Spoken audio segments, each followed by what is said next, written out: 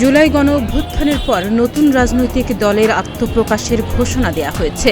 ফেব্রুয়ারির শেষ সপ্তাহে দল ঘোষণার পরিকল্পনাও চলছে এবং নাগরিক কমিটি ও বৈষম্য বিরোধী ছাত্র আন্দোলন এই দল গঠনে নেতৃত্ব দিচ্ছে। নতুন দলের কাঠামো, গণতন্ত্র, নাম ও প্রতীক নির্ধারণের শেষ মুহূর্তের প্রস্তুতি চলছে। বৈষম্য বিরোধী ছাত্র আন্দোলন ও নাগরিক কমিটির একাধিক নেতা জানিয়েছেন, ফেব্রুয়ারির শেষ সপ্তাহে দল ঘোষণার বিষয়ে সবাই একমত হয়েছেন। দল ঘোষণার পর চলতি মাসের শেষ দিকে আনুষ্ঠানিকভাবে দলের কর্মসূচিও পালন করতে চান তারা। সেক্ষেত্রে 25 ফেব্রুয়ারি দল ঘোষণার বিষয়ে মতামত আসে। 25 ফেব্রুয়ারি পিলখানা হত্যা দিবস হওয়ায় তার আগের দিন অর্থাৎ 24 ফেব্রুয়ারি ঘোষণা হতে পারে বলে নির্ভরযোগ্য একটি সূত্র জানিয়েছে।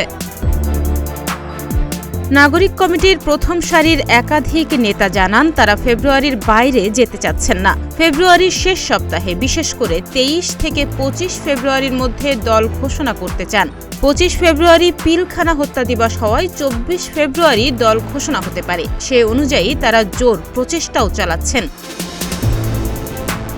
নাগরিক কমিটি ও বৈষম্য বিরোধী ছাত্র আন্দোলনের নেতারা জানান, তারা আহ্বায়ক কমিটি দিয়ে দল শুরু করতে চান।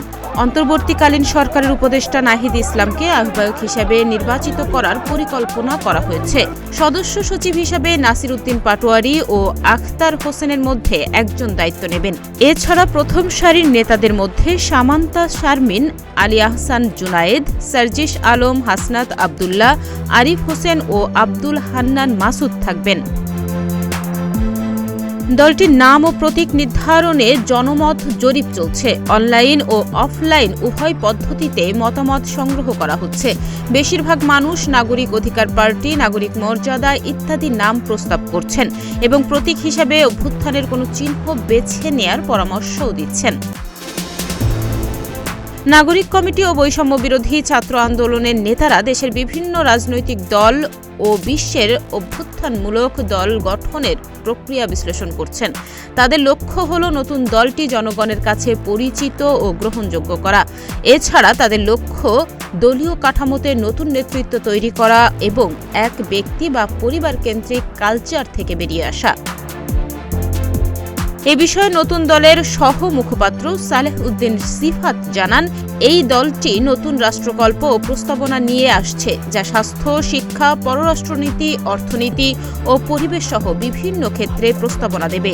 জনগণের স্বতঃস্ফূর্ত অংশগ্রহণে দলটি গঠিত হচ্ছে এবং দেশের প্রবাসী রেমিটেন্স যোদ্ধারাও প্রস্তাবনা দিচ্ছে।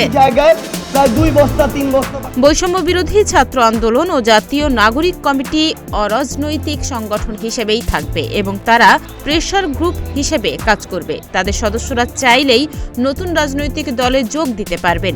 এ বিষয়ে নাসির উদ্দিন পাটোয়ারি বলেন, এই দলটি বাংলাদেশপন্থী একটি রাজনৈতিক দল গঠনের চেষ্টা করছে এবং জনগণের মতামতকেই প্রাধান্য দিচ্ছে। তাহনিয়া ইয়াসমিন, প্রতিদিনের বাংলাদেশ।